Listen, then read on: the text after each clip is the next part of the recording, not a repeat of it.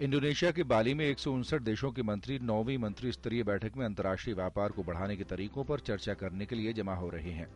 कृषि सब्सिडी तथा व्यापार सरलीकरण समझौता TFA का मकसद WTO के सदस्य देशों के बीच सीमा शुल्क आदि की प्रक्रियाओं को सरल बनाकर अंतर्राष्ट्रीय व्यापार को ज्यादा आसान बनाना है।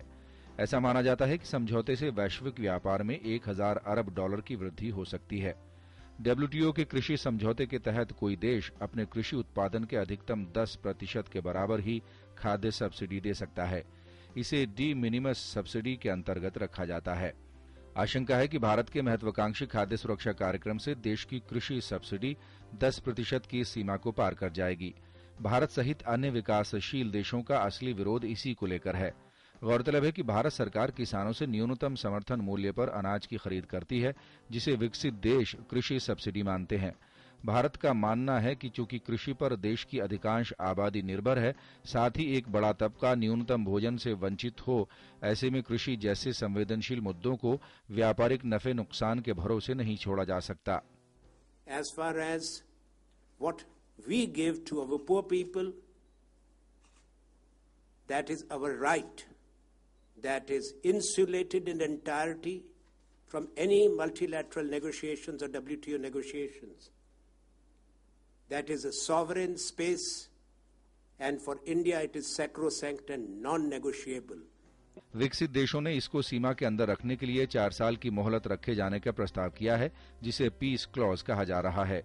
इस दौरान भारत अगर 10% की सीमा को तोड़ता भी है तो उस पर कोई जुर्माना नहीं लगेगा, लेकिन ये पीस क्लॉज सिर्फ 4 वर्षों के लिए होगा। उसके बाद भारत या अन्य कृषि पर निर्भर देशों को समझौते के नियमों का अनिवार्य पालन करना होगा।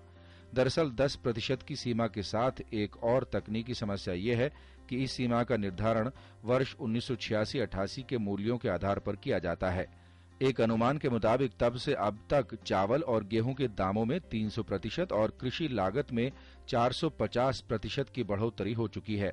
ऐसी स्थिति में 10% की सीमा व्यावहारिक नहीं रह जाती।